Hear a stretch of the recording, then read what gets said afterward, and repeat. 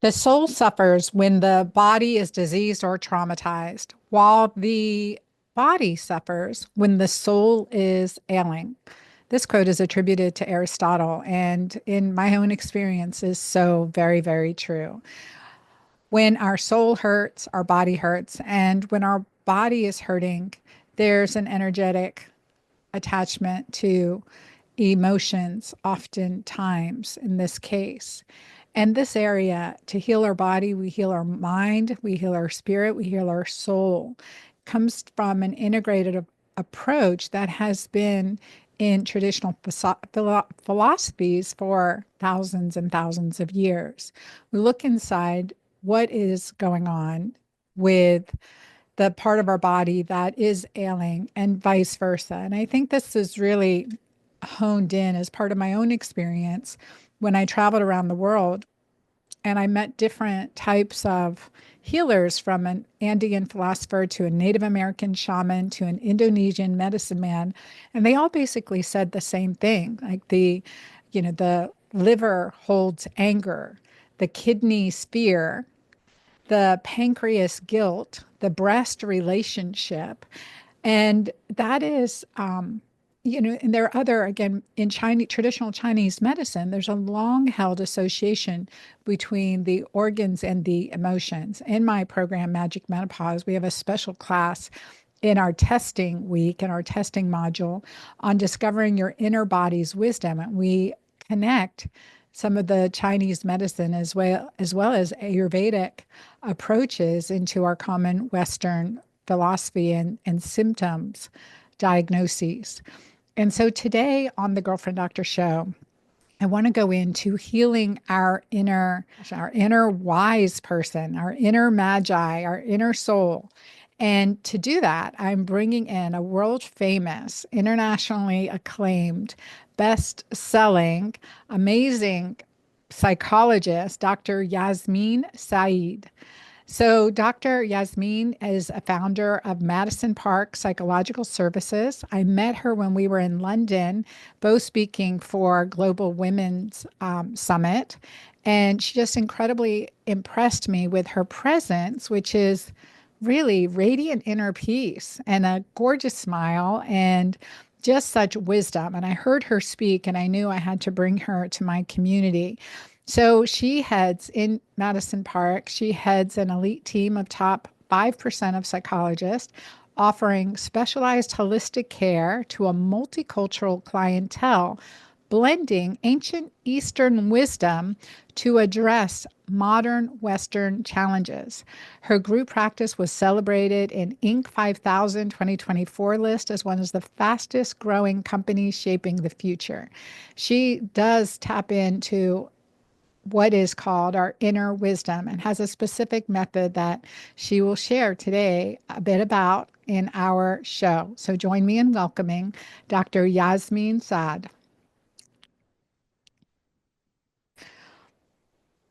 Welcome, Dr. Yasmine Saad. It's good to have you here. I'm so excited to have you on the show. Thank you. Thank you so much for having me. I'm so excited to be here too. Well, I want you to share a little bit how you went from a little bit of your story, like why this, your mission. I mean, you are, really on a mission to empower people to heal from, energetic trauma, mental trauma, negative thinking, and to really live their best lives. Yes. So it started with a personal journey. At some point in my life, I wanted to start a family. So I was an established psychologist in New York City. I was training other psychologists, and I thought, okay, time for me to establish my own personal family. And I was working long hours, like a lot of women do. And so what happened is I got pregnant and I got a miscarriage. And the miscarriage threw me in a state where I was sensitive to everything. I would sit with patient, you had a headache, I felt your headache. I would walk in the room, I felt drained in an instant. I would eat a certain food that has sensation in my body. And I thought, what's wrong with me? I must have all kinds of allergy, all kinds of sensitivity. I got tested for everything, nothing showed up. Western medicine really didn't help. They sent me from one doctor to the next, to neurologists, to people, specialists in allergy, all kinds of things, until I went to my acupuncturist, and someone there gave me a DVD of Qigong. And I said, what is that? So for those of you who don't know Qigong, Qi means energy, Gong is movement. It is the base of traditional Chinese medicine. And it's based on the fact that if you move your body and you do certain movement, the flow of energy in your body moves through and your body ignites its own healing ability. And so that's what happened. I did the DVD and I was like, what is this? Like, I specifically did it when I had a headache or when I had a symptom of something, and it would be gone in an instant. And I was like, this is weird. This is very weird because, I had a very Western doctor, rational mind, and suddenly I was doing this movement and it was healing everything. So I dived in. I ended up studying traditional Chinese medicine under Grandmaster Nan Lu of the Traditional Chinese Medicine World Foundation in New York. And I've been studying under him for 12 years. I have incorporated in my practice. I have introduced it to the field of psychology. I have introduced it to many, many patients, and I've understood so many links between body, mind, and spirit, which is the essence of who you are, and how everything is constantly communicating through your body who you are. And, I started realizing how gifted I was. I was already very intuitive, but, my gift opened tremendously. But now, with rebalancing myself with traditional Chinese medicine, I went to another level. And I understood really what happened. Like when I ruminate, what's going on, what's happening in my body. When I menstruate, what's happening in my mind and the correlation. And so now I have a vast knowledge of what's happening inside your body and how it affects your mind and vice versa. So that was, And you conceived. and I can, yes, I forgot that story. And I conceived a beautiful daughter full of energy and balance. And it was the best gift. And I said, for me, the miscarriage was the best gift because I know a lot of women go through it and there's a lot of pain. And there was a lot of pain. There's a lot of pain. You wonder what's wrong with your body. You wonder what's wrong with you. But on the other side of the journey, the miscarriage really opened me to a new way of healing, helped me start a movement in psychology, opening to a new way of healing, started my own family in a way much more balanced way than I would have ever had.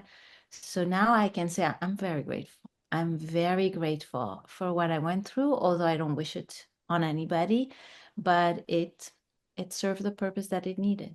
I always say, like things don't necessarily happen for a reason, but we can make reason out of things that happen. And creating that reason, creating that purpose, creating a life with passion to help others to heal. And it's a huge blessing and a huge gift.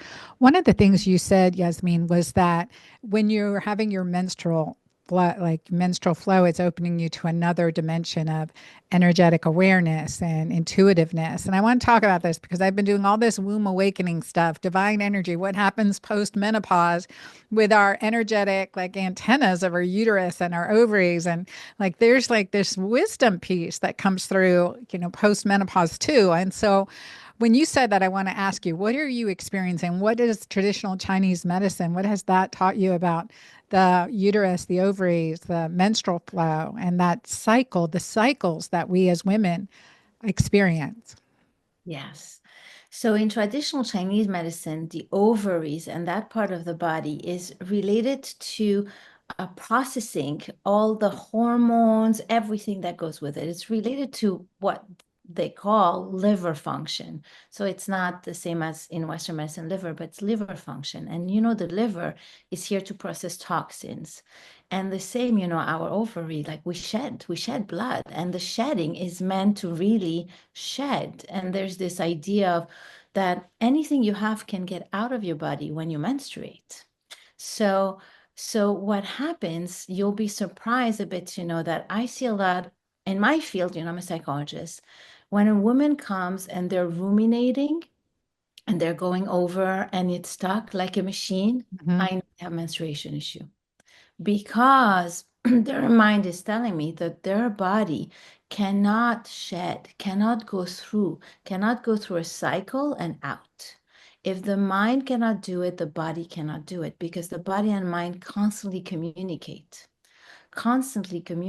So, based on what your body is going through, we can know what's happening in your mind and vice versa. So, when you go through menopause, now you are at this energy shift in your life. Prior, you are in the creativity shift. So, you are in creating families, but it doesn't only end there. It's creating a company, creating an idea, creating baking, cooking. Like it's related to the creativity within you. When you menopause, you go in another phase. That's it. The creative phase of your life is has not passed, but a little bit is moving into a different phase. And now you're into the phase of you, sustaining you. It's about you and giving life to you before you would give life to others. And you see that a lot in menopause women, that suddenly there's a shift on the self, on the person. There's suddenly you realize, wow, it's not functioning the way it used to. Wow, I'm starting to have this, I'm starting to have that. And all the menopause women I know go through this shift because now it's like, okay, the formative year were about creating and giving life to others. Now it's about sustaining yourself Mhm. and sustaining your beautiful next chapter in your life. And that's why a lot of women have the next chapter in their life, which is way much more centered on themselves. And now it's when they discover a lot of wisdom. You're reaping the benefit because now you're understanding the link between your mind, your hair, your hormones, your body, everything. Like you're in this phase of growth that wouldn't have never happened if the body told you, hey, now it's time for me here and now. So that's the phase. I love that. And what it's been for me is that authenticity. It's like authentically getting to know myself, authentically getting to care for myself, and in a way that brings such peace and tremendous awareness.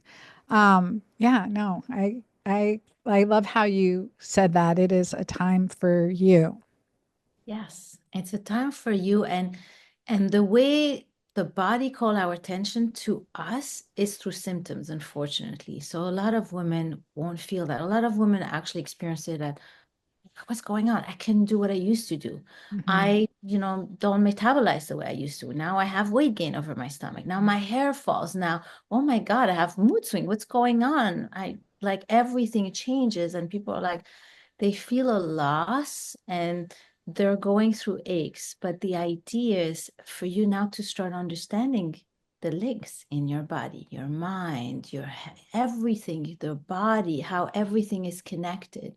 So it's through those symptoms, those aches, those pain, that you connect to the self, that the body calls your attention to yourself. So let's talk about some of these really common ones. First, they're like the hot flashes, the mood swings. Those are some of the, two of the most common symptoms Mhm. during this transition time that really affect our quality of life. Yes. So from an Eastern perspective, again, mood swings, hot flashes are the body's way of releasing. That Mm. means like it's your body's way of saying, I'm going through a transition. It's doing this. It's like it's a choppy way of processing what's inside the body. So if as a patient you come to me as a psychologist and you have that, I'm going to work very much on you processing emotion because what it tells me is that your body is a bit chunky in processing energy a certain way. So that means emotionally, you have some emotions stuck that are not flowing. It's not flowing smoothly out of you. So you have the mood swing that suddenly out of the blue you have something. But the suddenly out of the blue is because there's been an accumulation. So I want to work on, okay, what's preventing the release of frustration? Like, have you all the time been someone who wants to be good towards others and are pleasing other, and therefore you're holding back frustration? Mm. Okay, we're not going to change who you are, but maybe we can put in place ways to heal. So I approach it from the emotional perspective that I would heal your mood swing and your hot flashes through emotional flow. Because once you flow emotionally, your body will flow emotionally. What happens above happens below, and vice versa. So that's the way. And if you come to me, I will also refer you based on what you're open to a natural doctor, to acupuncture. We're also going to help the body rebalance itself and through all those little tweaks, um, most of the people we see move through more easily. So it's the idea is learning to decode the signs your body is giving you. I love that concept of decoding. And plus, I'm making notes here like schedule with an acupuncturist, get join a Qigong group. I'm like, okay, creating a lot of things here. And, I'm trained as an osteopathic physician. And so we learn the fascia, fascia connects our entire body. And as we release fascia, in certain areas, especially where there's a stricture, there's an emotional release that comes with it Yeah. throughout the body. It's that releasing of that emotion. And when we're talking about the anxiety and the hot flashes and the kind of sense of allowing the emotion to flow, how do you coach someone to do that, to allow that release? Is it that part of first identifying it, recognizing it, appreciating it? Hey, thanks for showing up. It's a messenger, right? Thanks for showing up. And then, to release it. How do you do that? I know So we need like 10 hours, but in 3 seconds, well, I mean, it's not, the concept is not complicated. Doing it requires a little bit more time, but the concept is something was put in place by your mind to prevent the release. And it's usually a value you're aligned with. So if you take the example of being a good person in the world, well, for some people, being a good person in the world means I am not angry, I am not mean, I'm not. So that means whenever I'm frustrated, I pull it back in. And where does it go? Well, it goes to the body because it cannot go anywhere else. And then there's another time like that, and another time like that. And then suddenly now you have a mass of frustration in the body. So we know very well that emotions are stored in the body. Frustration, we don't know where it goes because we're not taught, but like anxiety, you know very well, people say I have butterflies in my stomach. I have cramps.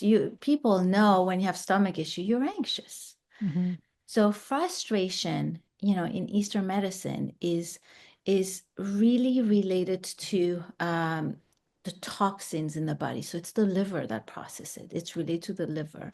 So, and the liver regulates in traditional Chinese medicine menstruation and all of that.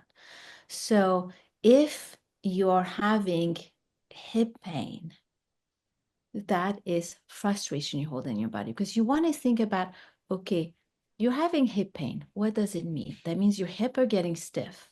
What does it mean? It means that movement is not possible. It means you're holding tight. It means you're becoming rigid inside the body. And that's my example. If you want to be good and you don't want to be frustrated, you hold in the body. So the hips start being rigid. When the hips are being rigid, it doesn't flow. And everything in that area starts not flowing just because you hold frustration in. Mhm.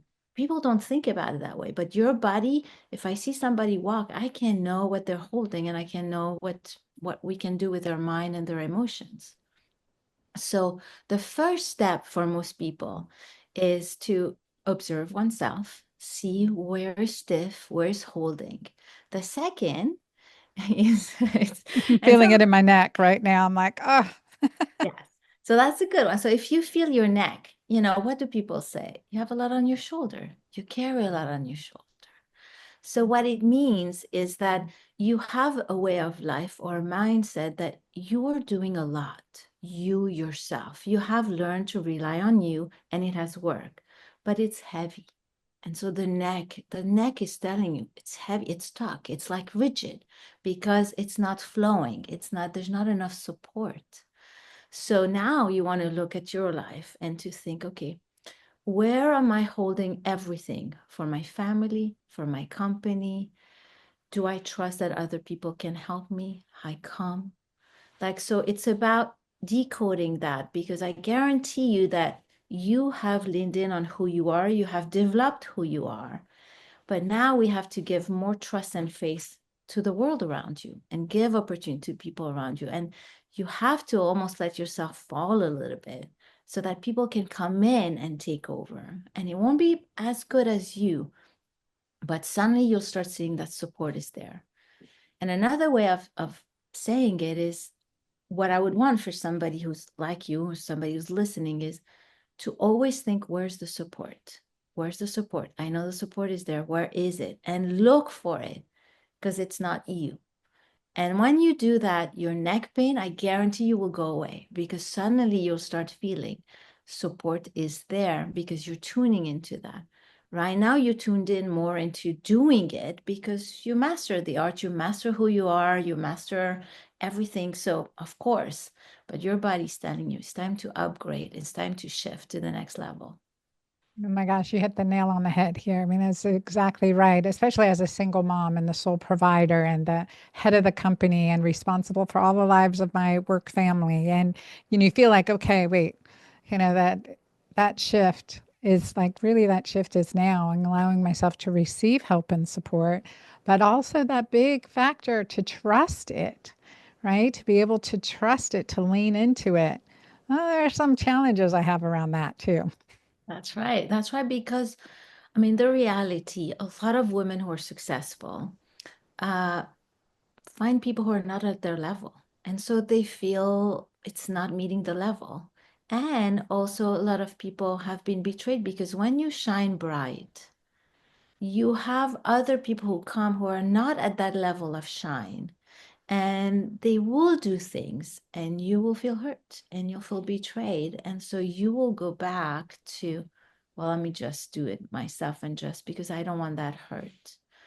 So it's about understanding and reworking that relationship to event that happens so that they're not understood as hurt, but they're understood as when you shine bright, people come in and they don't have the same shine, they don't have the same bright. So what are we going to do with that? And how can we help support them without, shedding our light, without. So that's the idea, because that's the difficulty in getting support. Because as you rises, as you become you, other people come in and they're more like grabbers. They're more like there's things that happen. And so that is the challenge. But if you can ask yourself the question, how am I going to be supported by people who are not me, people who are not necessarily at my level? How? And the idea is to maybe look for their inner talent, help that shine, that one thing in them that they have that could go there. Or while being aware, okay, this person is not so trustworthy. What do I want to do about it? Maybe not this person, maybe keep looking. But you want to shed a little bit negative. If that person is not the right, don't lose hope. You want to keep thinking support is there. Let me keep looking.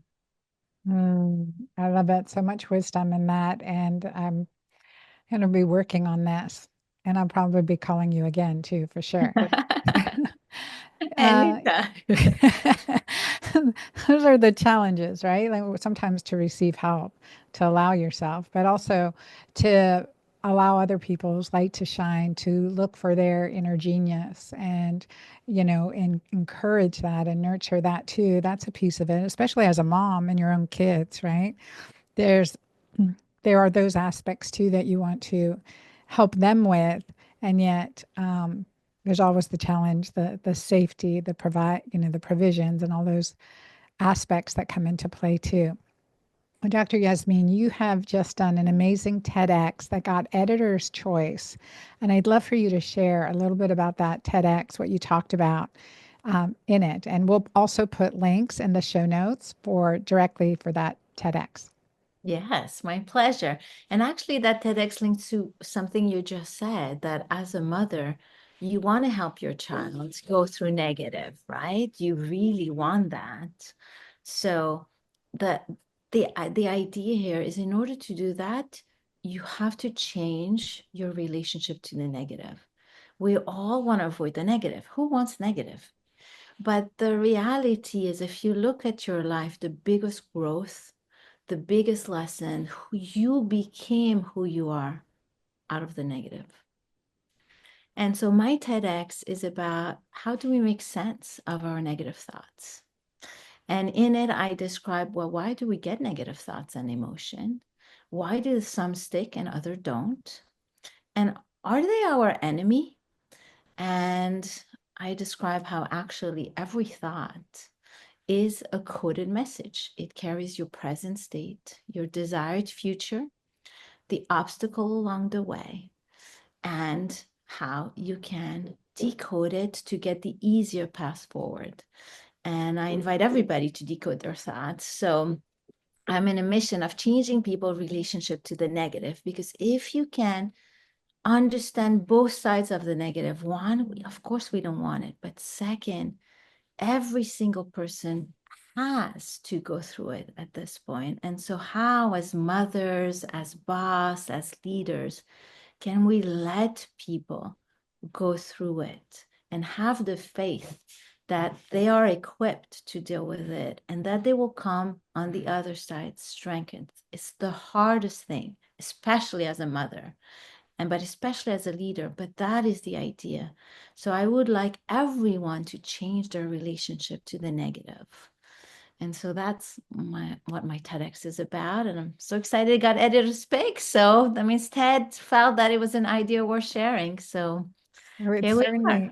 it certainly is, because you think, okay, for many of the negative, we want to suppress it, dismiss it, but then it's just going to erupt at some point in the future.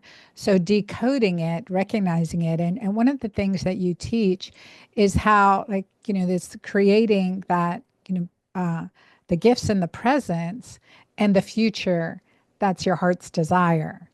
And Yes. it's through this decoding system. What is one thing that we can do on, with a negative that helps us take one step in this direction? So first, the first thing is you want to recognize your pattern towards the negative. So in my practice, we helped 3,300 people with negative thoughts, and we discovered three ways. One, right now, the most current way is replaces with positive. You get a negative thoughts, you replace with positive. Other people just ignore them. They just say they're not true, ignore them. And other, they just drown in them. And the idea, well, whether you replace them with positive, whether you ignore them, or whether you drown in them, in all three cases, you're thinking that your negative thoughts are detrimental to you, and you have created an enemy within. Hmm. And then you're at war, and then you have to fight with yourself. And that's what I want to change, because it's not actually accurate. So, what I give an example, I teach psychologists worldwide. And so, what I say is that with one thought, one emotion, you have everything about you. It's actually, they connect you to you. So, for example, if some of your listeners think that they're not good enough, well, what does it say? One, it tells us that they have a sense of what good enough would be, and they have a desire for something bigger than where they are right now. And it also tells us that they're not saying it that way, that right now I don't feel good enough, but I want to be there and I'm here. They're kind of giving themselves a kick in the butt or saying, I'm not good enough. So they make their self feel bad. So we also know that the way they motivate themselves is through a kick in the butt. So now I know that your evaluation of yourself right now is not in part with your dreams, your desires. I know your desire and dream, and I also know the way you motivate yourself. And I don't know about you, but a kick in the butt once works, but a kick in the butt 10 times, it's just a kick in the ground. And that's the issue. That's why people start feeling not good enough and feeling it in their bone and their body. So I always say with one thought, we know so much. And we have the solution. We have to change the way you motivate yourself. We have to change that. And we have to understand, since when do you believe that you can only move ahead through force, through push, through giving yourself a kick in the butt? Why is a loving approach not working? Why don't you believe in it? And that is key. And if we open that, then suddenly your relation to yourself is going to be, yeah, I'm not where I want to be, but this is it, and I can get there. And then we get there much faster. So, with one thought, decoding that one thought, we know so much. And so that's how. And you can take the same thing with I'm feeling lonely, with all kinds of thought. We carry so much information if we only took the time to decode them. Oh, wait, let's go into that one. I'm feeling lonely. Like I'm Okay. single at 58. Sometimes I feel like I should want a partner. And there's that rub. So, I mean, you said another thought. I should want a partner. That means that you don't want a partner. That means actually you're totally fine by yourself, but there's somewhere that you think maybe it's abnormal. Maybe it will create issues in the future. So it already telling me that where you are today, you're totally self-sufficient alone, totally happy, self-sufficient alone. But you're already imagining that for the future, it might cause problems. And that for your future, you need a partner. So now it's your turn to think, what is it about the future that you will need support of a partner of? And do you really need a partner? Because that's what you're saying by saying this. Hmm. So there is that part. And there's the other part where in some way your schema is relationship is the normal route and non-relationship is not. So it tells me that there's somewhere within you that you want to be in the normal schema of things, but in reality your life is not. And so it also tells me that the work is through this bridge. How can you accept that your life is not normal without it being bad? And if you can do that, then your desire for a romantic relationship will be free of any values, judgment, and you can decide if you want it or not. But right now, it's more about a I should. It's more about a value base than a want base. Oh my gosh. Okay. That's a lot to think about with that. And as I think about it, I think, okay, well, I saw my mom and dad, they had each other through their old age. I had some rough times in the middle there, but in their old age, they were such a lovely couple, in their 60s. And my dad was in his 70s, mom was in her 60s before she passed away. But seeing that, I think that's what was beautiful that they, had each other with all of us out of the house and everything. Yeah. So that's what you crave. You want support at the old age. You want a loving presence at old age.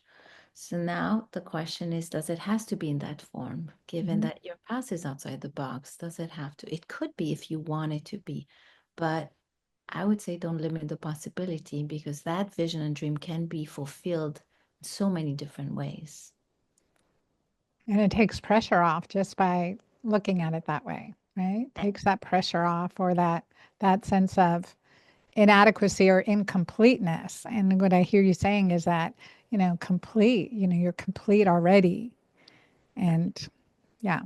And it also connects you to who you are. It connects you with a bit, your path is out of the box. Why not embrace it? It connects you with your desire. It connects you with the way you're satisfied in the present. So it's really a connection to oneself. This approach, lifting the burdens of should, judgment, stereotypes. So it eases the path. You can see how in just a few minutes that there's clarity and the path is clear and it's lifted of weight. Oh my gosh. Okay. Great. So you're going to have to share how people can work with you. And do you have a book? Are you in the So midst I'm of your working book? on a book, Okay, I thought following my so. I'm swallowing. Yes. I'm working on a book called Decode Your Thoughts and Emotion, and I'm going to go through anxiety, guilt, shame, loneliness, perfectionism, all of it, and really decode it for people so that when you have them, you can do this inner work for yourself. It's going to be out in 2026, but people can go on my website and be first to notified. Um, so that's what I'm doing. I think it will be, I'm excited because I feel like people need that. So I'm excited to share that. Uh, More now than ever, I think. More now than ever. Yes, yes. And now it's a time where we're learning and understanding the connection between our body and our mind and what is it saying. And we've been through many phases. We've been through the phases of positive psychology. And now, it's time that we switch to something more balanced, that every thought carry positive and negative, and your job is just to decode it and get clarity and move forward unburdened. That's the idea. I love that. And the concept of integrating your feelings, like recognizing being in touch with your feelings and being able to integrate them and acknowledge them, work through them, honor them in so many ways, understand what we're really feeling versus suppress it or label it as not a good feeling or whatever else might be the case. Yes, yes. And I wanted to add just one thing because you talked about lonely and we didn't discuss it because lonely is a bit different than what you discussed. And I'm sure your audience is like, well, she said lonely and she didn't. I want to know what lonely is. So if we have a minute, I'll do what's Uh, lonely for people, right? Please, yes. And I have one more, a very hot topic for your, too. So, Ah, great. So basically, when people feel lonely, what are they saying? What are you saying when you feel you're lonely? Basically, you're saying that your energy, your presence is not enough to bring you life. So that means you need another person to bring life to you because loneliness is like a deflated kind of feeling and state. So that means you're looking for inspiration for life from another person. So what it tells me from your inner state is, you have not discovered fully your strength, your purpose. You're not living it fully because when you live fully your purpose, you're full of life. There's no way you can ever feel alone. So it means that your mind, therefore, is more focusing on what's missing, what's not there. So if you're lonely, you have this type of mind and you're noticing on what you don't have. And so that's at your own individual level as a person. Now, what does it say interpersonally? Interpersonally, that means you're really thinking that somebody else has something so special that they can bring it to you. So, therefore, your mind will look at the good of others and the bad of you. So, if you feel lonely, you have all of that. And now, as a psychologist said with one thought, we have a field day. We're going to work on tuning in to who you are and your strength and giving you purpose. We're going to tune in on making you aware how fast your minds go to the missing and what's not there and rebalance that and change that survival mechanism that you have. And then we're going to help you see how often it sees positive in other and negative in you and creating that awareness and understanding the purpose of those thoughts and that awareness and shifting it. So with one thought, we already know so much. And so that's the idea of someone who's feeling lonely. and I can see that, like, I love how you analyze that and that you said, as psychologists, you're going to have a field day with that one word. Like, there's so much work to be done here. No, I mean, there's that realization that, again, that integration, that piece of coming home to ourselves, loving who we are, appreciating who we are, that kind of the inner soul spirit, the gifts that we have. And menopause, it really does for me has been an opening into that more and more and more, that authenticity, that honoring of who I am. And then the challenges of receiving help and support and being able to also allow that, lean into it and celebrate, celebrate my gifts as well as the gifts of others in collaboration too. So a lot Yeah. of food for thought today, Yasmine. That was so cool. I love talking to you because you're on the same wavelengths and you totally understand the body-mind connection. We're at this phase. We're women at this phase where we're diving deep into ourselves and helping. Yes, definitely. And I want to talk about a really hard topic and a difficult subject. Is both of us are part of a diaspora. So my family in occupied Palestine and in Lebanon, and you have family in Lebanon, so you understand the war and the occupation, and then like being able to integrate these feelings and with what's been happening for me specifically in Palestine and to my family and to the nationality that we are as Palestinian, for me, Christian Palestinian, but that is half my lineage. It is 100% half my lineage. And for me, it's the most loving, generous, kind, gifted, philosophical, artistic people that I know in the world. And so, the trauma that I often am exposed to on social media and in many ways and in our politics and in our government, et cetera, is something that, I think affects those of us with compassionate hearts and love. And I'll tell you, one of my cousins in Palestine, when I first said, "Okay, how can I help you?" And his response was, "Keep showing up with love. Just keep That's right. showing up with love." And yet there's still that I should be doing, I want to be doing more. I want to help more.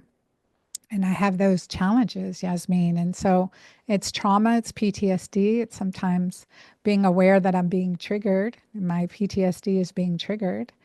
And how to handle this? How do Yeah. you handle this? How do you help your patients? That's such an important topic. I'm so happy you raised it because whether on this side or on the other side, like you want to start at an individual level. You want to start with you and you want to ask yourself what I'm being asked of by life. And what we're all being asked of is to digest tremendous amount of violence, tremendous amount of unfairness, and tremendous amount of things that go against humanity values. There's no way on earth that any children being killed is okay by anybody. There's the atrocity that you've been asked to digest are so huge. But you have to see it as an upgrade and as your own personal challenge. And it first starts with your own personal challenge. How can you digest this amount while still shining your light, while still keeping the hope for humanity, while not becoming bitter and angry and violent yourself? Because that's what it pushes. It pushes your button to have so much hate because so much hurt is being digested. So this is an opportunity, and if you see it as an opportunity to rise with love, exactly like your family member said, because this is the path. Every negative comes so that you continue to shine bright. It's almost like the wind blowing your light. You have to find a way for your light to continue to shine bright. And so, of course, you're going to be called to help. The first person you want to help is yourself. Keep that bright light shining. The second is you can only give who you are because that what comes easy. So who are you? So for me, it's going to be about giving clarity, helping people process thoughts and emotion. It's going to be what we talked about today. That's who I am. That's what I can give. So I am helping people digest this faster, better. And therefore, maybe that's why your question came to me. But that's the idea for me. I'm going to offer that. Another person who is very organized, has system in place, might, have a fund or have aid sent. Like this will never be my gift to the world because that's not my gifts. So the idea is first the oxygen mask on you and then on others. So and a lot of things that I see is people are triggered and they react, their trigger is their way of reaction. And that is not the best way because in that trigger, you do give back hate and violence and you perpetuate this phenomenon of people hating each other. Mhm. So it's very important that in the face of atrocity, we keep hope for humanity. We keep love and faith. And we see that. It's the same principle that happened with Holocaust.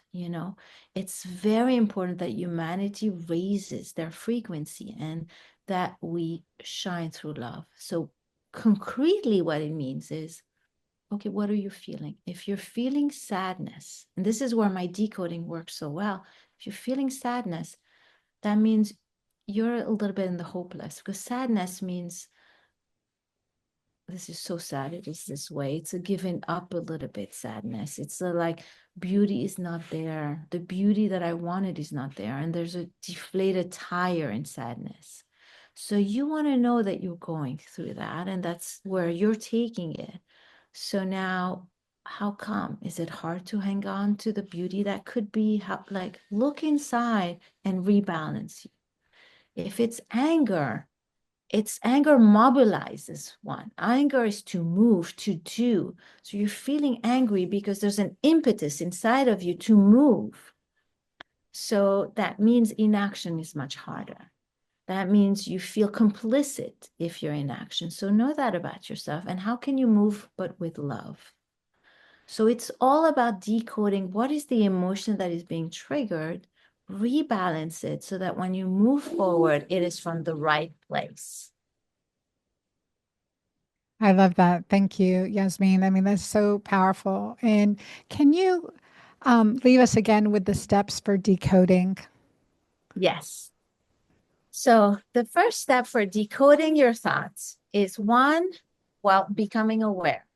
The thought or the emotion? Is the thought I'm not good enough? Is the emotion I'm sad? The first step, decoding thought. The second is, okay, what does this emotion tell you about your inner state? Are you leaning towards action? Are you leaning towards more inaction? What is the unmet desire? So what is the unmet desire? And so what does it say about your present, your desired future, the way you motivate yourself? And then it's cracking the code. It's doing the inner work. So I call this 3-step, and I'll give it to you guys, which I didn't give the 3 in the TEDx. So they'll have it first for you. The first is called engage your inner compass. It says, what is the thought and the emotion calling your attention to? And you can correctly say, it's calling my attention to the loss of beauty. It's calling my attention to my need for action. It's calling my attention. It's very quickly accessible. The second is, what is the unmet desire?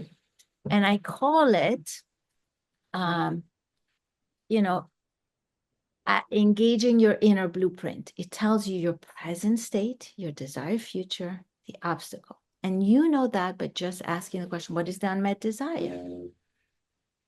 And the third is, doing the inner work, cracking the code. Now you know. So that is the idea. You do need a little bit of knowledge to do this, but it's more feasible than not. And if you have listened to this podcast, I gave a lot on sadness, on loneliness, on anger, on, pain in your shoulder, your hip, your ovary. There's a lot here for people to decode what's happening in their body and their mind. There is so much, and you've given so much. Thank you so, so, so much. I'm very grateful for you and the work that you're doing and how you show up in the world and the support. Oh my gosh, please get your book done. I mean, I can help you. We will share it far and wide for sure. It is, it is time. And tell our audience how they can find you, social media, your website. Yes, so it's very easy. So Dr. Dr. and then my first name, last name, Yasmine, Yasmine, Saad, Saad.com is the website. The TEDx page is on it to be notified. The book is on there to be notified. That's where we are. And the social media is the same. It's Dr. Yasmine Saad, on Instagram, on Facebook, on LinkedIn. And I do have a group practice with psychologists that are specifically trained in all of this, that I handpicked. They're the best of the best who I have trained. And then they come work in my practice so that we can give tailored treatment to people. And it's Madison Park Psychological Services. The website is Madison Park with a K, psych, psych.com. Excellent. And you do telemedicine services. So anywhere in the world, they can work with you or one of your psychologists. Yes, they can. We have some licensing laws, but there are a lot of states where we can work with. So yeah, have people reach out, but we work internationally too. Excellent. Thank you so, so much for being on the Girlfriend Doctor Show today and sharing your wisdom and your gifts with us and and my own mini analysis. Thank you so much. I am very, very appreciative. I love you. I appreciate you, and I look forward to getting feedback from our audience and the transformation that having these conversations with ourselves can have within our own relationship with ourselves, with our family, with the world. Thank you. Well, thank you so much for having me, Anna, and thank you so much for letting me shed light on what's happening within you because it helps others. So thank you for that vulnerability. So, what an incredible episode, you guys. So, Dr. Yasmine Saad, please check out her website. It's in the show notes. Follow her on social media. She's so much healing. A lot of my notes, I'm looking at my notes that I wrote during the call, but so many good things. Come back through and listen to this podcast again. Take more notes. And key aspect is our life force, refilling our energy, refilling our energetic force, staying in tune with our passion and purposes in life, and doing some of the practices from traditional Chinese medicine like acupuncture and Qigong. I'm convinced now by Yasmine to start some Qigong to incorporate that. She does it every day, and that's how she helps support her body. And again, psychologist, and it's also us in medicine. We hear traumatic experiences and we have to process a lot. So keeping our life force and our energy optimum is key. And plus, really being able to integrate our thoughts, our feelings, our circumstances, and our true desires and what we want for ourselves and what we want to see manifested in the world with love and compassion and kindness. I thank you for listening. Please share with me what a take home is from this episode. And I encourage you to please follow my YouTube channel, subscribe. You will be first to notified when I put up bonus episodes or when these podcasts go up. And this way I can see your comments too. Your review makes a big difference. We've been in the top in the health space, in women's health space on Spotify and Apple. And I thank you for your reviews. Please leave a review and share this episode with a friend. Till next time, this is Dr. Anna Cabeca. I'm very appreciative that you're here listening. God bless you. See you next time. Thanks for watching another episode of the Girlfriend Doctor podcast. Check out all the links below for more.